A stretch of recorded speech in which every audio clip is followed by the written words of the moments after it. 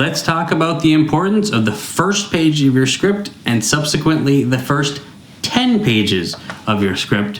I don't know if you've heard this before, but there are some people in the industry, we're talking managers, agents, producers, that only read one page of your script. I used to think it was a myth, and it actually happened to me. I sent a script to a producer. 10 minutes later, they rejected it, which means that unless they opened it immediately and started reading, they probably only read the first page or two. And then they just sent me the reply saying, pass. But why is it the first page and the first 10 pages? So, quick little story time.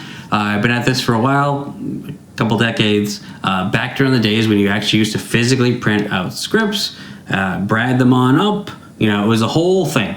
And then they'd write the little name on the side. It doesn't really matter, on the spine. I had a meeting with my writing partner at a boutique agency. The reason I say that is because they probably only represented like 10 writers, small time. I don't even know if they exist anymore. They might have even shuttered.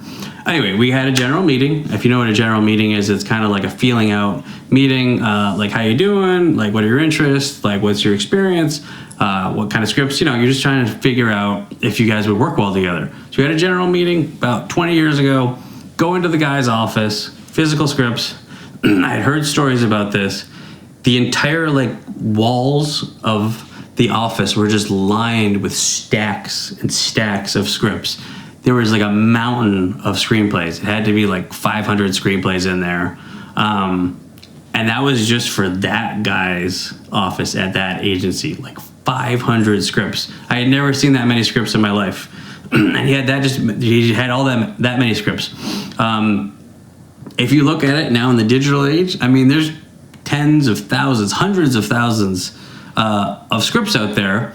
If you are a reputable manager or agent or producer, you get submitted tons and tons of screenplays, ideas through queries, and then you request screenplays. There's just mountains of material out there, and there's only so much time to read, but there's only so much willingness to read, because one of the problems is that there are a lot of really average screenplays. There's also a lot of really terrible screenplays. And whether you like it or not, the screenplay format is not very readable. It's not like reading a book. It's not pleasing to read. Even a great screenplay is not an amazing read. People do it because they want to find an amazing screenplay. And of course, they want to make sure it's good from start to end. But people in Hollywood have read so many average screenplays, so many absolute dog shit screenplays, that they don't ever want to read another bad one. And that's kind of the yin and the yang of it, is they want to find a really good one, but they have to wade through a lot of really bad to average ones to get there. And so one of the ways that they have kind of made their decision making is on the first page or the first 10 pages, because if you listen to enough kind of podcasts, they will tell you that a lot of readers can tell on the first page if the screenplay is going to be good. A lot of them give it all the way to page 10. Same with actors too. I've heard actors say this on podcasts. They get huge amounts of submissions. No one wants to spend 2 hours reading a garbage screenplay or even a mediocre one. And so this is just something that happens in this industry, whether it's fair or not. It doesn't matter.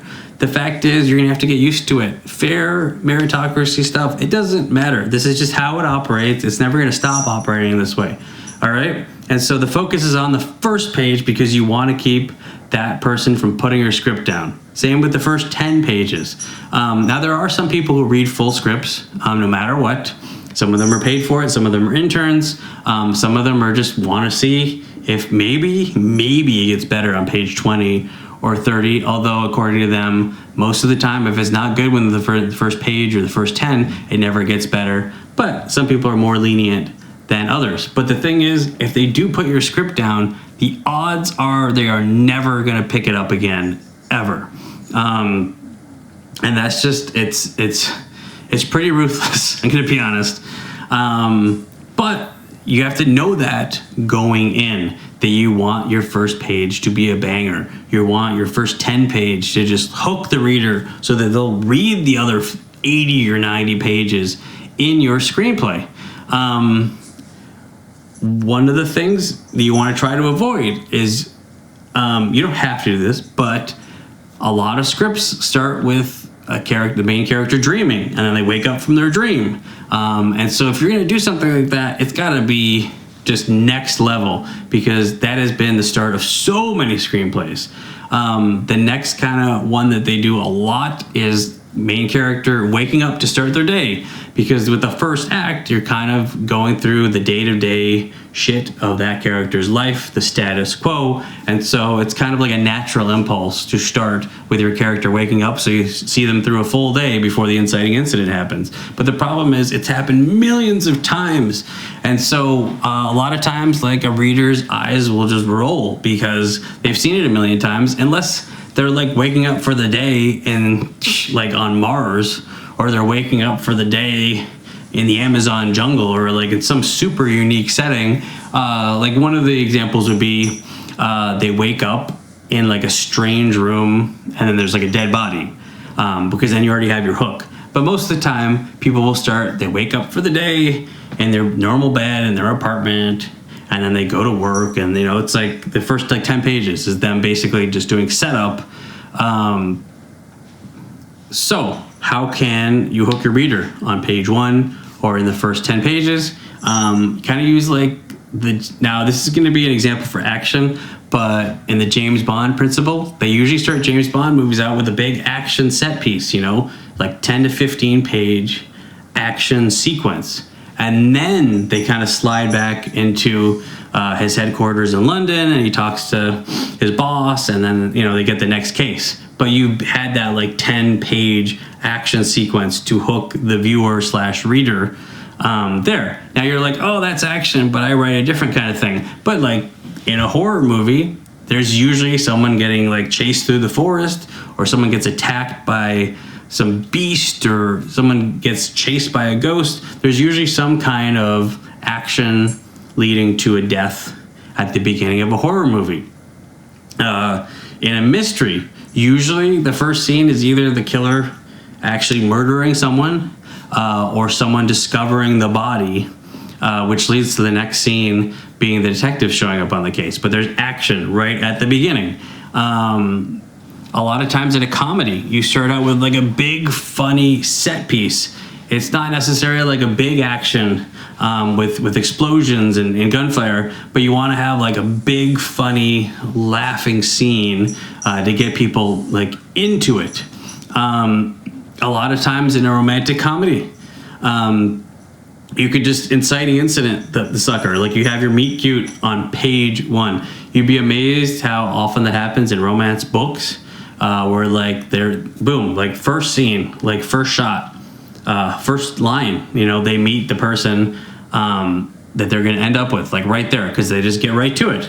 And sometimes they don't like each other right away, or they trip over each other or something like that. Or in a rom-com, you could also go with your main character gets broken up with in the first scene, so you hook them emotionally right away. But something happens. It's science fiction, first scene, maybe you see the aliens, or maybe you're on a different planet, but you have stuff happening to hook the reader like right off the bat in page 1.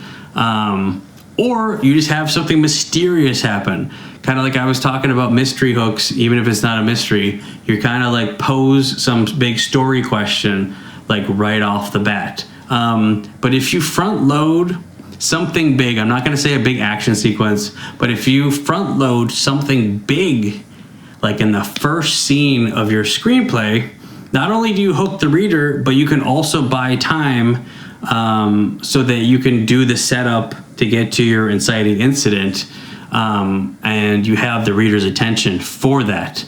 But like I've talked about before, you want to figure out what the viewers of that genre kind of expect, and you can give them something similar, a just like but different. Doing a lot of research. I know research, but like doing a lot of research is going to be huge for you, because you'll know what the genre expectations are. You'll know what the scenes people expect are. You'll also see a lot of the stuff that's been really successful, and you can do your own spin on it and do a twist on it. And I know it's a lot to say, you want your first page and your first 10 pages to just be like amazing. But that's your best chance of being successful with this. And I know in the first act it says, traditionally structure-wise, that first act is like the day-to-day shit. It is like the setup leading to the inciting incident. But that doesn't mean you can't have some form of action happen right away and then kind of build to the day. One of the things that a lot of modern movies do is they kind of do the right before the climax kind of teaser. They have a teaser like right at the beginning, and then they do the superimpose where like one day earlier. So you like basically know like scene 1 what like part of act 3 is, or like the end of act 2 is, and then they cut back, because that way you have that big moment right away, and then you can lead up to it slowly. One of the dangers when you read a lot of scripts, and you should read a lot of scripts, whether they're produced or not, or they're pure scripts, friends, just people, you should read a lot of scripts and watch a lot of movies, is that the movie starts too slow and too late. It just takes too long to get to the point. And that's exactly where you lose them, because that first 10 pages of real estate are super important. If it takes forever to get to that, then they may not get to your page 20 or page 30 or this amazing thing that happens at your midpoint, because they might be done already.